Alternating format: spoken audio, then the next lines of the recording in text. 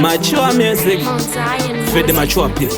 237 Street Makorogosa Pamsawa. Bebe apura chienda kona witso, vanhu vakumuridzira muritso.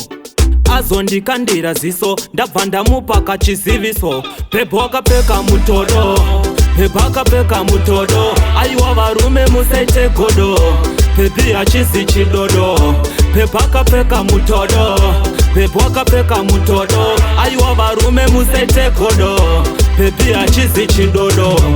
Tambotanga zvangu ndakalesa, bati bebi wandigwina kungezesa. Vakomana vese vanga vachikuzesa, unogona kudresa. Ona vanhu vakumira mutsetse, ndivo matatya aya ndo matsetse. Vaudze kuti ngavasakunetse, ida ini mola zina ndikunetse. Bebi wakapfeka mutodo, bebi akapfeka mutodo.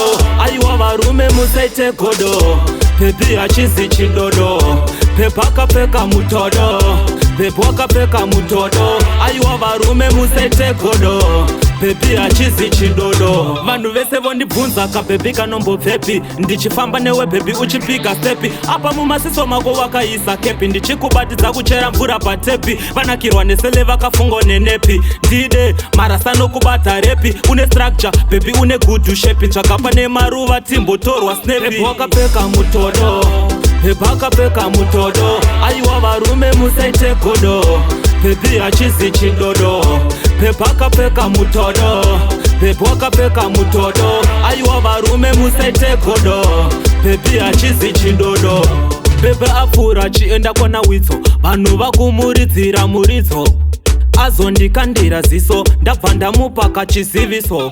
Ndambotanga zvangu ndakalesa, bati bebi wandigwina kungezesa. Vakomana vese vanga vachikuzesa, unogona kudresa. Ona vanhu vakumira mutsetse, ndivo matatya aya ndo matsetse. Vaudze kuti ngavasakunetse, ida ini mola zina ndikunetse. Bebi wakapfeka mutodo, bebi akapfeka mutodo. Aiwa varume musaite godo, bebi hachizi chidodo. Bebi akapfeka mutodo, bebi wakapfeka mutodo. Aiwa varume musaite godo, bebi hachizi chidodo.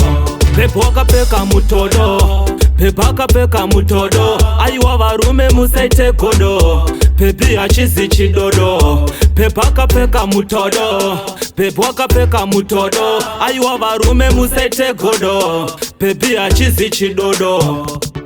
Mount Zion Music.